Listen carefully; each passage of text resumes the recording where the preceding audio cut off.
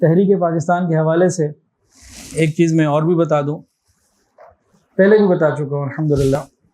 میرے دادا کا نام تھا شیخ محمد یعقوب رحمۃ اللہ علیہ۔ ان کے ایک بڑے بھائی تھے شیخ محمد یامین رحمۃ اللہ علیہ، وہ حضرت مفتی محمد حسن امرتسری رحمۃ اللہ علیہ کے قریبی ساتھی تھے۔ اور مفتی محمد حسن رحمۃ اللہ علیہ کون ہیں؟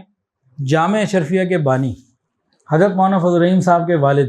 تو میرے دادا کے جو بڑے بھائی تھے شیخ محمد یامین رحمۃ اللہ علیہ، گویا کہ دادا ہی ہو گئے، وہ تحریک پاکستان کے بڑے سرگرم رکن تھے، اور آل انڈیا مسلم لیگ میں ان کے پاس کوئی ذمہ داری بھی تھی، اور بہت سرگرم رکن تھے۔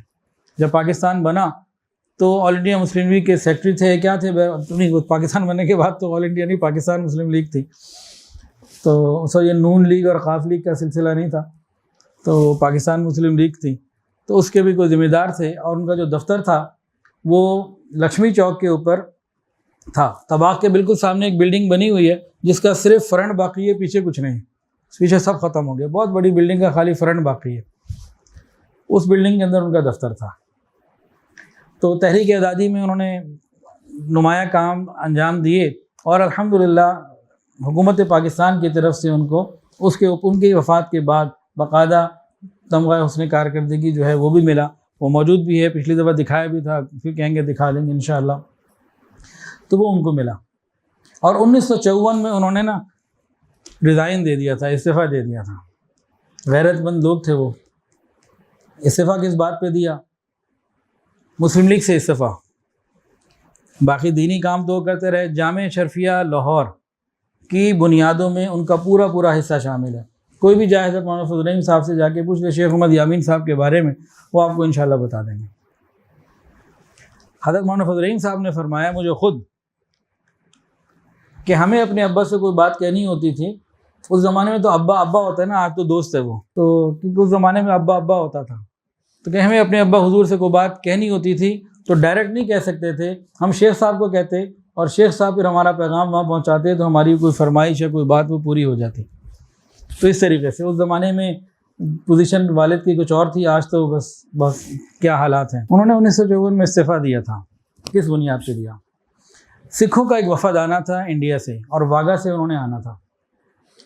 حکومت پاکستان نے اس وقت طے کیا کہ ان کا پرتپاک استقبال کیا جائے گا، VVIP پروٹوکول دیا جائے گا۔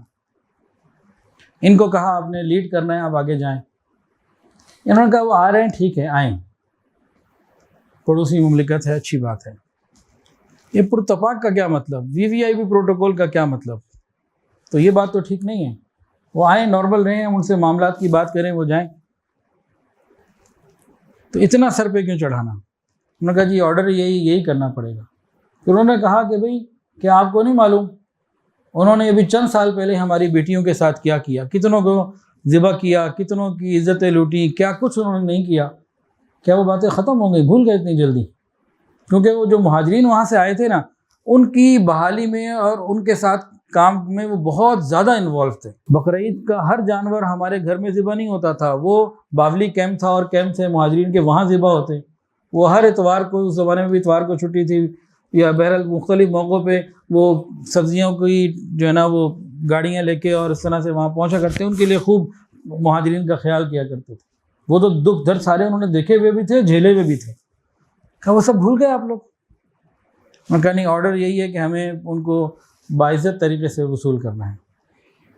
تو انہوں نے کہا نہیں، میری تو غیرت گوارا نہیں کرتی ہو۔ آئے اپنے آفس میں بیٹھے، استعفیٰ لکھا اور باہر آ گئے۔ تو بہرحال اللہ تعالیٰ پاکستان کی حفاظت فرمائے، ہمیں پاکستان کی قدر کرنے کی توفیق عطا فرمائے۔ انشاءاللہ یہ قیامت کی صبح تک قائم رہے گا، لیکن ہم جو اپنی ذمہ داریاں ہیں وہ پوری کریں۔ کم سے کم ذمہ داری کیا ہے؟ اس کے لیے دعا کرتے رہیں، پاکستان کے لیے مستقل دعائیں کرتے رہا کریں، وقتاً فوقتاً دعائیں کریں۔